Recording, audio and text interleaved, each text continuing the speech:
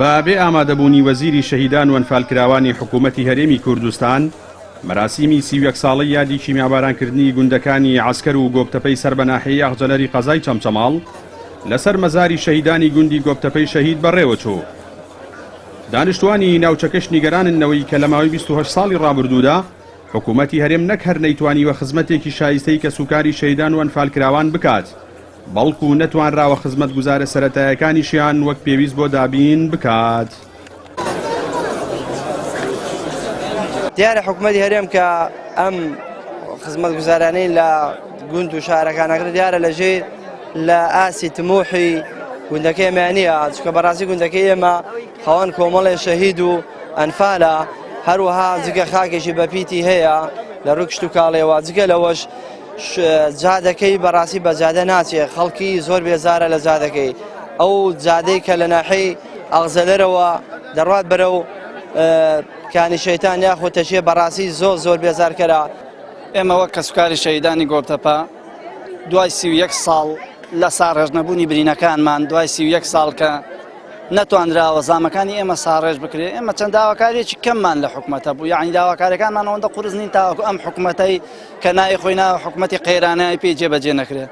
ئێمە لەم حکوومەتە تەنها ئەومانەوێت جادەوبانەکانمان باش بێ، کەرتی پەروەردە ئاورێکی زیاتری لێ بدرێتەوە لەم سنوورەیە، لەبەرەوە سنووری کە سوکاری شەهیدانە بۆ ئەوەی نەوەی شەهیدان لەم سنوورەیە زیاتر نەوەیەکی چالاکیان لێ دەرچێت، زیاتر ئەو کەسانە بن کە بە چالاکی دەرکەون بۆ ئەوەی کە بتوانن خزمەتێ بە کە سوکاری شەهیدان بکەن لە سنوورەی.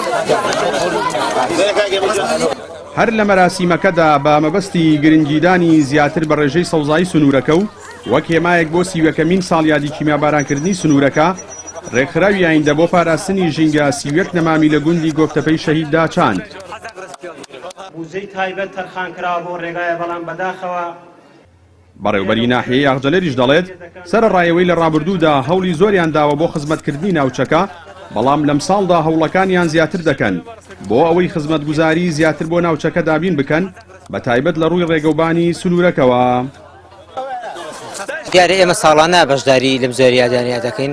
ئەم ساڵش بۆ 31مین ساڵ یادی کیمیابارانی گوندی گۆبتەپە و دەوروبەری 31 نەمامان چاند لەسەر مەزاری شەهیدانی گۆبتەپەم بۆ ئەوەی کە بیسەلمێنین ئەگەر حکومەتی بەعسی ڕابردوو ئەگە دوژمنان ژینگە و ئاو و هەوای هەرێمی کوردستانیان وێران کردووە، ئێمە ئێبژێنینەوە و پەیوەند و پاتەکەینەوە کە خزمەتی ژینگە و ئاوهای هەرێمی کوردستان بکەین.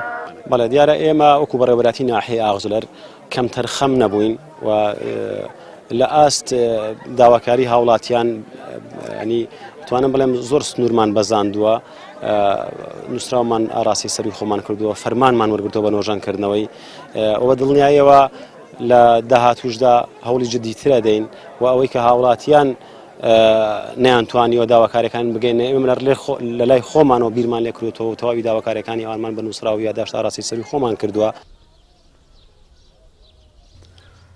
لا ڕابردوودا گوندی گۆبتەپە 6 جار لەلایەن حرس قەومی و جاش و مستەشارەکانەوە سووتێنرا و تۆپباران کراوە، بەهۆیەوە چەندین هاوڵاتی شەهید و بریندار بوون.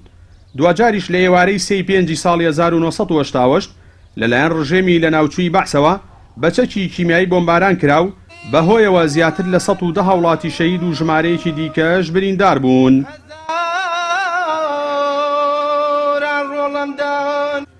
جەلال جەباری کەناڵی ئاسمانی پەیام گوندی گۆبتەپەی سەر بە ناحیەی ئاغجەلەر.